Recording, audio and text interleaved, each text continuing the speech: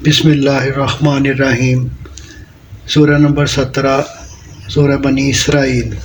نام آیت نمبر 4 کے فقرے سے ماخوذ ہے، مگر اس میں موضوع بحث بنی اسرائیل نہیں ہے، بلکہ یہ نام بھی اکثر قرآنی صورتوں کی طرح صرف علامت کے طور پر رکھا گیا ہے۔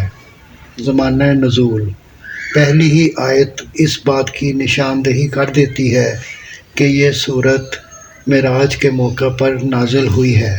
معراج کا واقعہ حدیث اور سیرت کی اکثر روایات کے مطابق ہجرت سے 1 سال پہلے پیش آیا تھا، اس لیے یہ سورت بھی انہی صورتوں میں سے ہے جو مکی دور کے آخری زمانے میں نازل ہوئیں۔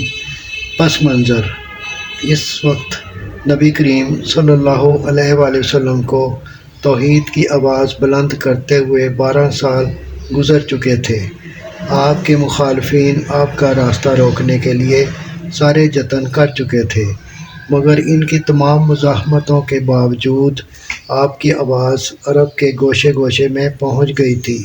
عرب کا کوئی قبیلہ ایسا نہ رہا تھا جس میں 2-4 آدمی آپ کی دعوت سے متاثر نہ ہوئے ہوں۔ خود مکے میں ایسے مخلص لوگوں کا ایک مختصر جتھا بن چکا تھا جو ہر خطرے کو اس دعوت حق کی کامیابی کے لیے انگیز کرنے کو تیار تھے۔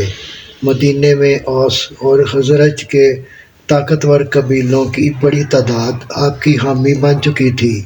اب وہ وقت قریب آ لگا تھا جب آپ کو مکے سے مدینے کی طرف منتقل ہو جانے اور منتشر مسلمانوں کو سمیٹ کر اسلام کے اصولوں پر ایک ریاست قائم کر دینے کا موقع ملنے والا تھا۔